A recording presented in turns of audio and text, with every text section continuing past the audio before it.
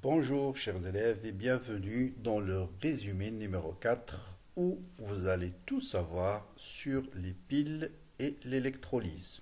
Comme d'habitude, je vais terminer par des exercices et des QCM.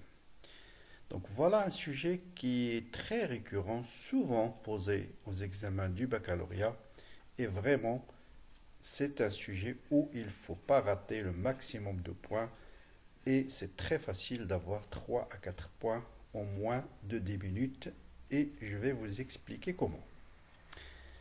Bien, avant bien sûr de commencer cette vidéo, n'oubliez pas de s'inscrire dans cette chaîne pour recevoir l'ensemble des nouvelles vidéos qui seront bien sûr publiées sur la chaîne et surtout partagez l'information, partagez-la avec vos amis pour que l'information soit utile au maximum. Quelques généralités très rapides. Un oxydant, bien sûr, c'est un système, ou bien c'est un échantillon capable de capter les électrons. Donc vous avez oxydant capte un électron pour donner, ou bien un électron pour donner un réducteur. Et cette demi-équation, c'est ce qu'on appelle la réduction. Pour se rappeler, c'est toujours le nom de l'élément qui se trouve à gauche de la réaction. Au contraire, le réducteur, il cède des électrons et le demi-équation, ça s'appelle oxydation. Donc l'oxydant se trouve à gauche. Pour équilibrer une demi-équation d'oxydoréduction, toujours les étapes, on écrit les deux couples OX-RED, ensuite on équilibre les oxygènes par de l'eau, ensuite les hydrogènes par des H+, et dernière étape, on équilibre les charges par les électrons. Bien, maintenant je vais rappeler le fonctionnement d'une pile d'une façon générale. Donc une pile, vous avez deux électrodes, par exemple de cuivre et de zinc. Si je prends l'électrode de cuivre, il va être émergé dans une solution Ci2+, plus un anion, en général SO4-. Et si l'autre électrode c'est de zinc, il va être émergé dans une solution Zn+, SO4-. Les deux béchers sont reliés par un pont salin et le rôle de ce pont salin, c'est pour assurer la fermeture du courant électrique du circuit et bien sûr aussi d'assurer l'électroneutralité de la solution. Qu'est-ce qu'on va observer? C'est je relie les deux fils par les deux demi-piles par un fil conducteur.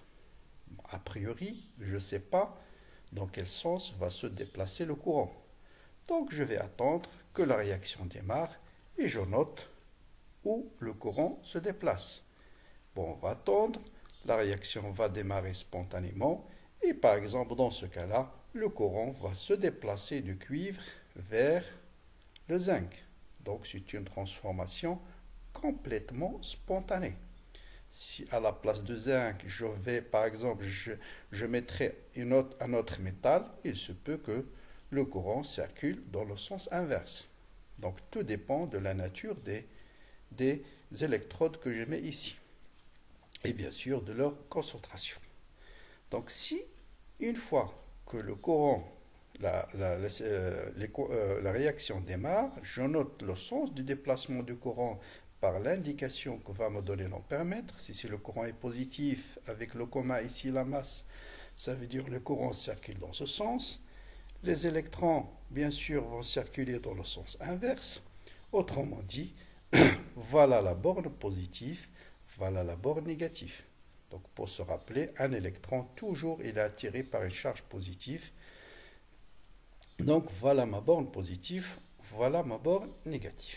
Très bien. Une fois que je sais quelle est la borne négative, quelle est la borne positive, autrement dit, une fois que je sais le sens de déplacement des électrons, je peux déduire cette fois-ci quelle est la réaction qui a lieu au niveau de chaque électrode. Puisque si ici les électrons arrivent, donc le Ci2+ va capter les électrons pour se transformer en Cu solide. D'accord? Donc c'est une réaction de quoi? De réduction. À la cathode, on a une équation de réduction. Et à l'anode, c'est-à-dire l'électrode de charge négative, c'est celle qui va fournir les électrons. Donc l'équation qui est susceptible d'avoir lieu, c'est le zinc qui va donner Zn2+, plus ces électrons qui vont circuler dans le circuit extérieur. Donc on voit qu'à l'anode, on a une oxydation. Donc toujours cathode réduction, anode oxydation. Mais dans les piles, vous voyez que la cathode, elle est de signe positif, l'anode, c'est de signe négatif. Bien, donc si je connais maintenant les deux mes réactions, je peux savoir qu'est-ce qui va se passer ici. Donc dans cette demi-pile, vous allez avoir la concentration de Zn2+, qui va augmenter, alors que ici, vous allez avoir un dépôt de cuivre solide. Donc, vous allez avoir un dépôt de cuivre sur cette électrode-là. Voilà, dépôt de cuivre solide, alors que là, augmentation de Zn2+. Et bien sûr, l'équilibre va être assuré par un déplacement des ions et des cations dans le pôle salin. Puisqu'ici vous avez augmentation des cations, il va y avoir des anions qui vont arriver pour assurer l'électroneutralité. Et si vous avez diminution des cations de Ci2+, vous allez avoir un déplacement des cations pour assurer l'électroneutralité de la solution. Donc voilà comment fonctionne une pile. Deux relations à retenir, c'est la relation entre la quantité de charge échangée, vous avez bien sûr la quantité de charge, c'est le courant fois le temps, ça c'est une relation très générale, et vous avez aussi la quantité de charge, c'est le nombre de moles d'électrons échangés fois le Faraday. Donc voilà la démonstration, mais il suffit de retenir la formule. Voilà les deux relations de base, ça veut dire I fois delta T égale le nombre de moles d'électrons fois le Faraday.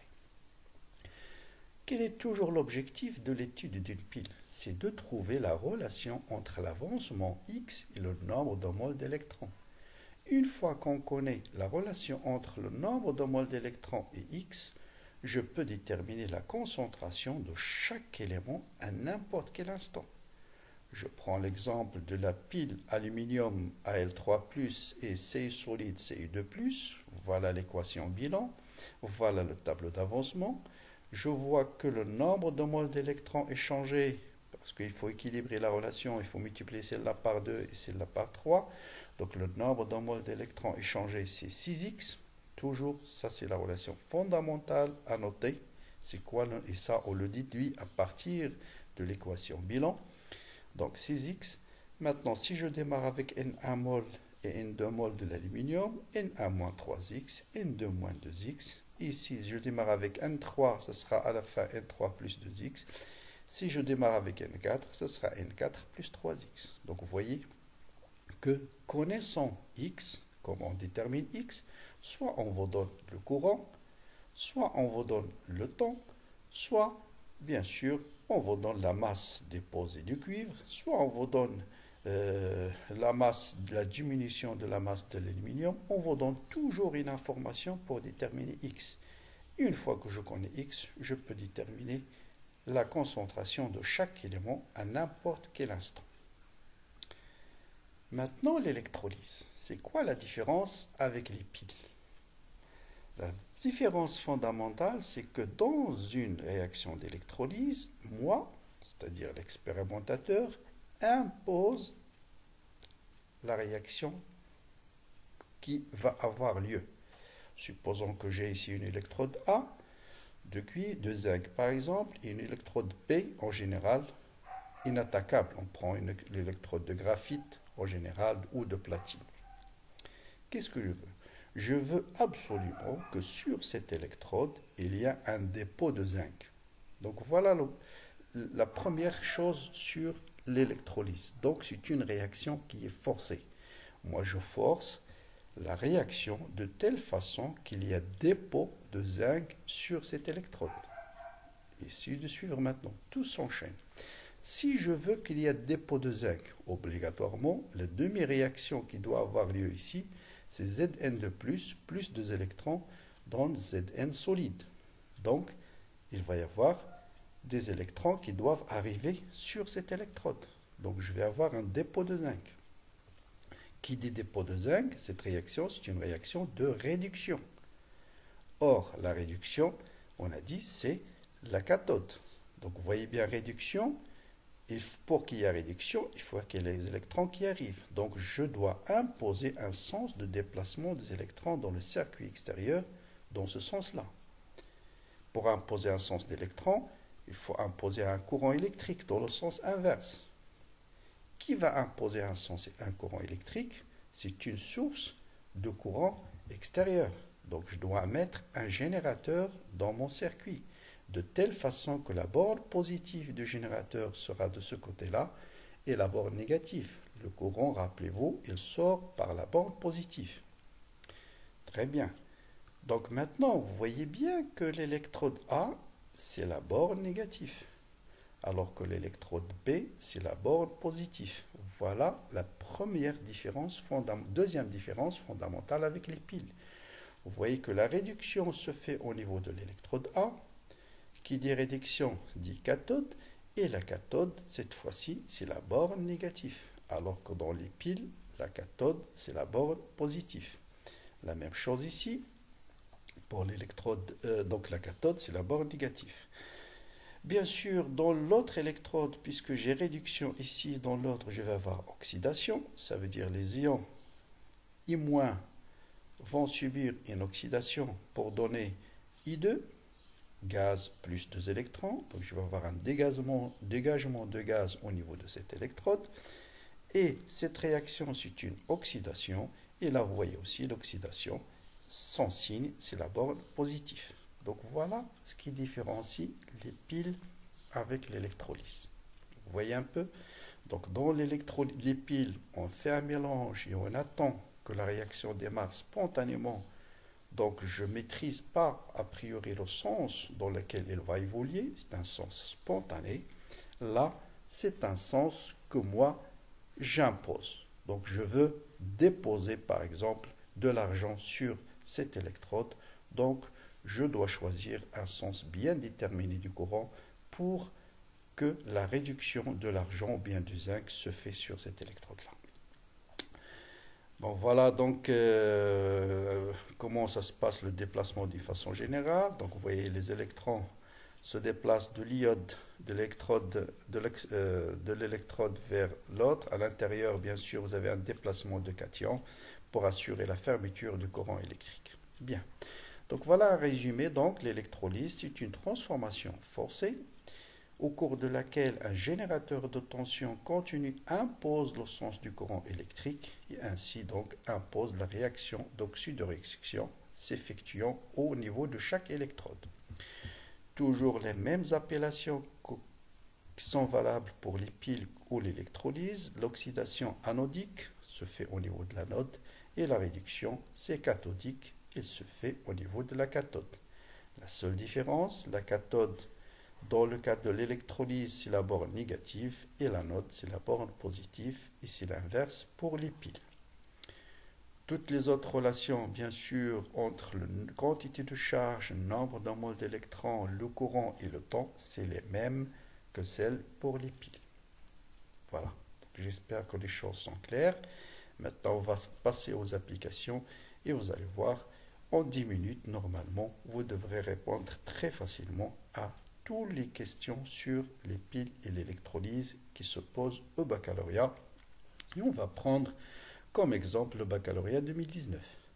Donc on vous dit, on va effectuer l'électrolyse d'une solution aqueuse d'iodure de zinc. On réalise l'électrolyse d'iodure de zinc en utilisant deux électrodes A et B en graphite, l'électrode B en graphite, et on observe. Toujours on vous donne une information pour savoir quel type de réaction j'ai au niveau de chaque électrode. Donc un dégagement de I2 au niveau de l'électrode et la formation de dépôts de zinc sur l'autre. Donc au niveau de l'une, vous allez avoir un dégagement de I2, au niveau de l'autre, vous avez un dépôt de zinc. Voilà les données. Un Faraday est égal à 9,65 10 puissance 4 coulombs par mol. Et on vous donne les deux couples mis en jeu, Zn2 plus Zn solide et I2 gaz, I-, la masse molaire de zinc. Question. Parmi les électrodes A et B, précisez laquelle est l'anode, justifiez votre réponse. Très simple. D'accord? Donc là, ça c'est juste supplémentaire, on va répondre de la page suivante. Donc on a dit dans l'électrolyse, le générateur impose le sens du courant. Donc voilà, le courant il sort par la borne positive. Les électrons circulent dans ce sens-là. Et les cations, bien sûr, circulent. Voilà le déplacement des électrons. Voilà le déplacement des cations. Et voilà le déplacement des anions en solution. Revenons à l'exercice. Donc on a dit au niveau de quelle électrode se produit, laquelle est l'anode. Bon, c'est très simple. Il suffit de remarquer où est la borne négative, où est la borne positive du générateur. Et qu'est-ce qu'on a dit? À la borne positive du générateur, c'est l'anode, tout simplement. Donc l'anode, c'est la borne positive. Donc on va dire l'électrode B, c'est l'anode. Et au niveau de l'anode, vous avez une oxydation. Voilà. Donc vous voyez, réponse en une phrase. L'électrode B est reliée à la borne positive du générateur. Donc c'est l'électrode positive. Donc c'est l'anode. Écrire les demi-équations. Je connais l'anode, je connais la cathode. Donc je sais au niveau de l'anode, de la cathode, à la cathode, bien sûr, c'est-à-dire l'électrode A, je dois avoir une réduction. Donc, je peux écrire, puisque j'ai un dépôt de zinc, donc là, c'est là où va intervenir les informations qu'on me donne. J'ai un dépôt de zinc. Donc, l'équation de la réduction, c'est Zn de plus 2 électrons de Zn de solide. D'accord? C'est un dépôt de zinc. Donc, cette relation, bien cette équation, va avoir lieu au niveau de l'électrode A. Sur l'autre électrode, j'ai un dégagement de gaz de I2. Donc 2I- va donner I2 plus 2 électrons. Bien sûr, c'est une oxydation. Et vous voyez bien que je retrouve que l'électrode A correspond à la cathode et l'électrode B correspond à l'anode. Anode, oxydation, cathode, réduction. Bilan, suffit de faire, si j'ai le même nombre d'électrons, de faire juste la somme Zn2 plus 2i- dans Zn solide plus I de gaz. Troisième question. Pendant une durée delta T de l'électrolyse, un courant circule et la masse de zinc qui s'est déposée, c'est 1,6 g. Déterminez la durée pendant laquelle on a déposé 1,6 g de zinc. Toujours le canevas, il est le même. À partir de la masse, je vais déterminer le nombre de moles de zinc déposé. Si je connais le nombre de moles de zinc, je vais déterminer le nombre de moles d'électrons. Et si je connais le nombre de moles d'électrons, je peux déterminer le temps, car je connais le courant. Donc, voilà la relation de base. I, c'est delta Q sur delta T, c'est le nombre de moles d'électrons fois le Faraday sur delta T. Voilà la demi-équation qui se passe au niveau de l'électrode de zinc. Donc j'ai démarré avec un nombre de moles initial, C0 fait 0. À un instant T, je vais avoir N0 moins X et formation de X moles de zinc solide. Chose fondamentale, c'est de noter la relation entre l'avancement X et le nombre de moles d'électrons. Vous voyez bien ici que j'ai 2X. Le nombre de moles d'électrons, c'est 2X. Et bien sûr, la variation du nombre de moles de zinc, dans ce cas-là, au départ j'ai 0, il n'y a pas de dépôt. À la fin j'ai X moles, donc delta de N c'est X. Et la variation du nombre de moles, c'est la masse déposée divisée par la masse molaire. Bien, je connais donc, je peux déterminer X, qui est M sur la masse molaire. Je peux déduire le nombre de moles d'électrons, qui est tout simplement X, qui est, on va voir, 2X, pardon, qui est 2X. Donc, je peux déterminer I, c'est delta Q sur delta T, c'est le nombre de moles d'électrons qui est 2X fois le farad sur delta T. Après, il suffit juste de faire l'application numérique pour déterminer delta T, parce qu'on me donne le courant. Donc, je peux déterminer delta T, c'est 2X fois le farad sur le courant, et ça me donne 9000, à peu près 9000 secondes, c'est-à-dire 157,4 minutes. Voilà, vous voyez, très simple. Hein. Toujours, je répète, ce qui est fondamental, c'est ça, c'est de savoir quel est le nombre de moles d'électrons échangés et X. Et ça, c'est à partir des demi-équations. Le reste, vous avez une relation de base, c'est la suivante. Delta Q, c'est I fois delta T. Et delta Q, c'est le nombre de moles d'électrons fois le Faraday. Maintenant, un autre exercice aussi important, et vous allez voir aussi toujours le même principe. On réalise l'électrolyse de 250 ml d'une solution de chlorure de fer 3, c'est-à-dire Fe3+, 3Cl-. On vous donne la concentration de 10-2 mol litre par litre dans un tube en U avec des électrodes de graphite. Toujours, on obtient un dégagement, voilà, de dichlore à une électrode. On vous donne toujours une information et la formation des ions Fe2+ sur l'autre. On vous donne cette fois-ci la durée. Tout à l'heure, on a calculé la durée. Maintenant, on vous donne la durée, 15 minutes, et l'intensité, 420 mA. On vous donne la température et la pression, et on vous pose quelques questions. Toujours même principe, c'est quoi l'équation de la réaction de l'électrolyse? Quelle est la quantité d'électricité mise en jeu? Quelle est la concentration finale des ions Fe3+, et quel est le volume dégagé? Je vous conseille maintenant de bloquer la vidéo et essayer d'appliquer vraiment ce que je vous ai expliqué dans cette vidéo. Si vous avez répondu ce que vous avez bien compris, si vous n'avez pas répondu, ça veut dire j'ai mal expliqué alors. Bon, allons-y. Équation de l'électrolyse. Comment déterminer l'équation de l'électrolyse?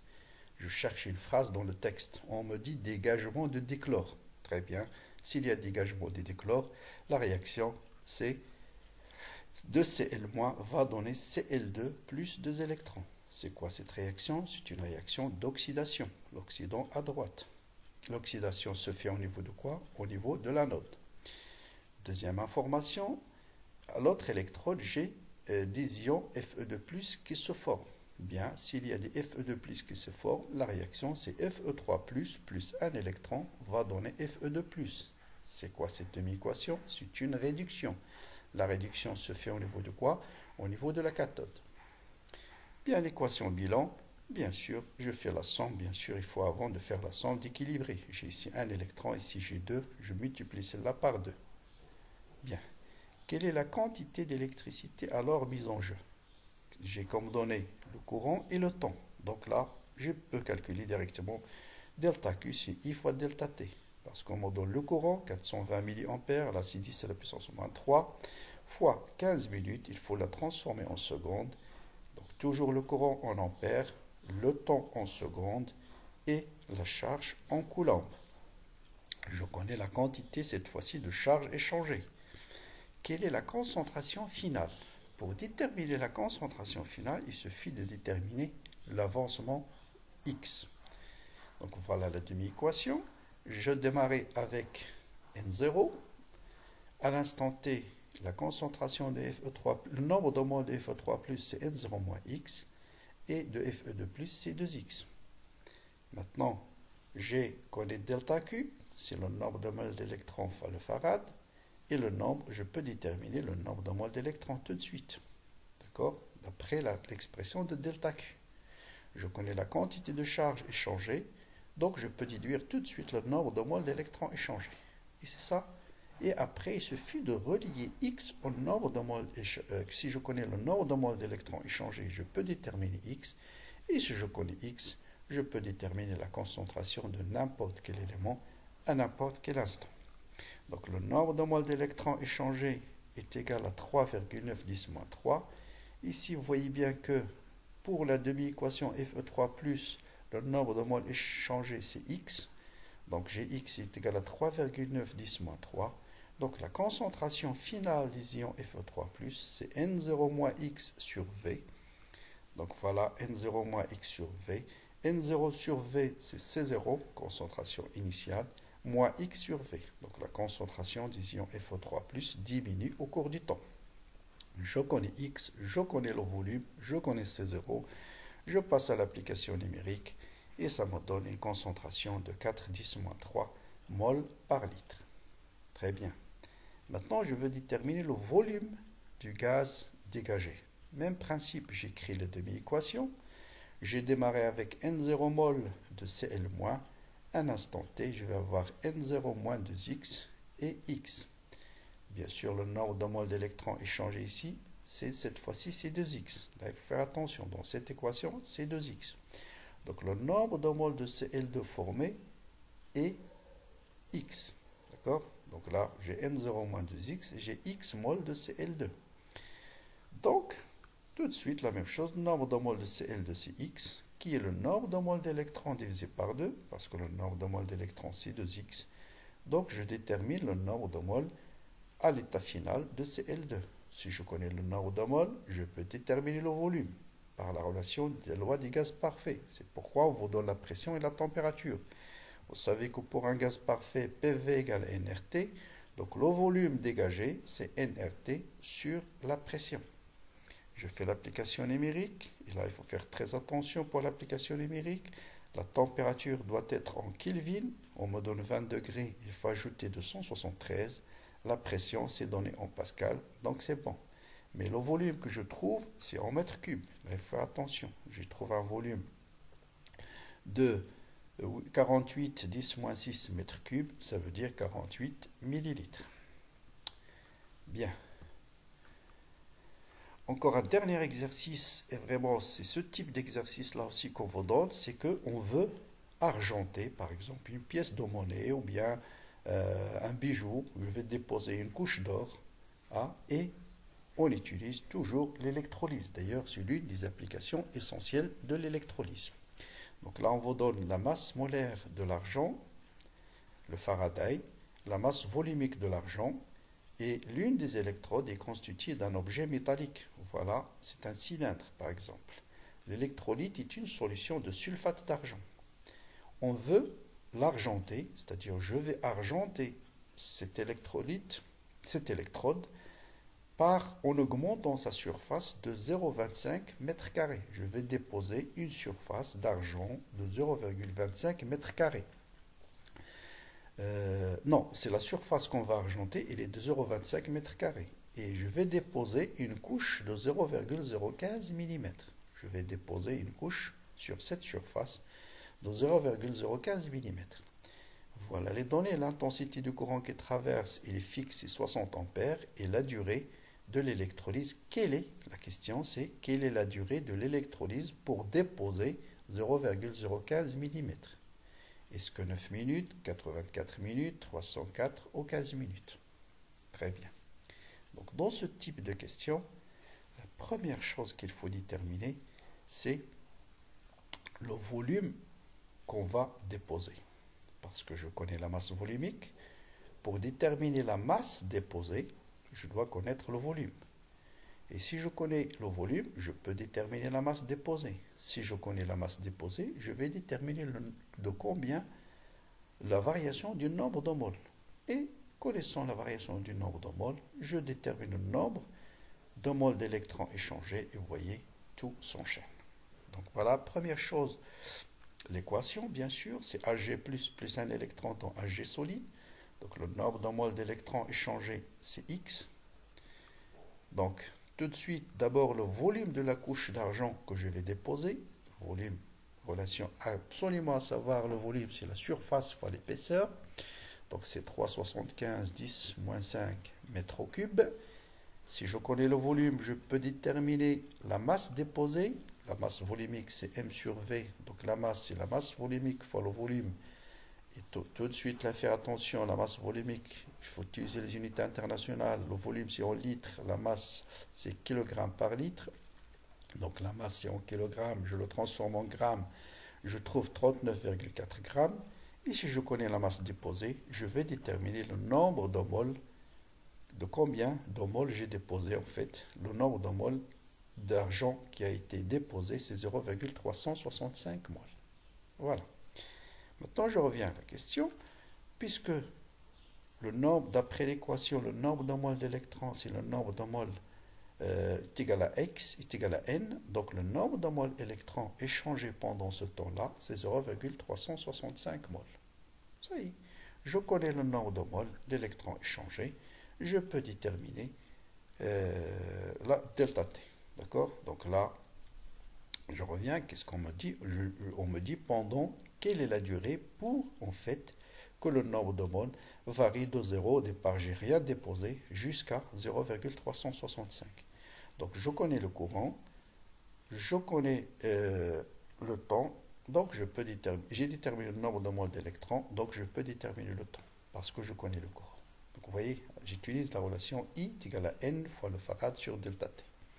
Donc, les données dans l'exercice m'ont permis de déterminer, c'est-à-dire à partir de la masse déposée, je détermine la variation du nombre de moles. Donc, je connais la relation entre le nombre de moles et le nombre de moles d'électrons échangés, je peux déterminer NE. Et c'est toujours le même principe. Connaissons NE, après, soit on vous donne le courant, on vous dit pendant quel temps on va déposer, soit on vous donne le temps et on vous dit quelle est la quantité de charge, et ainsi de suite. Vous avez toujours une relation. Il se peut qu'on vous donne ici le courant et le temps, et on vous demande de combien le volume a changé, ou bien quel est le volume, quelle est la surface qui a été déposée. Là, il faut raisonner par le chemin inverse. Si je connais le courant et le temps, et on me demande quelle est la surface que j'ai déposée, je dois déterminer d'abord le nombre de moles d'électrons échangés. Connaissant le nombre de moles d'électrons échangés, je vais déterminer le nombre de moles déposés. Si je connais le nombre de moles déposés, je vais déterminer la masse déposée. Donc vous voyez un peu le principe. Donc voilà la durée nécessaire pour augmenter, argenter cette électrode avec la surface, c'est 9 minutes, à peu près 9,77 minutes.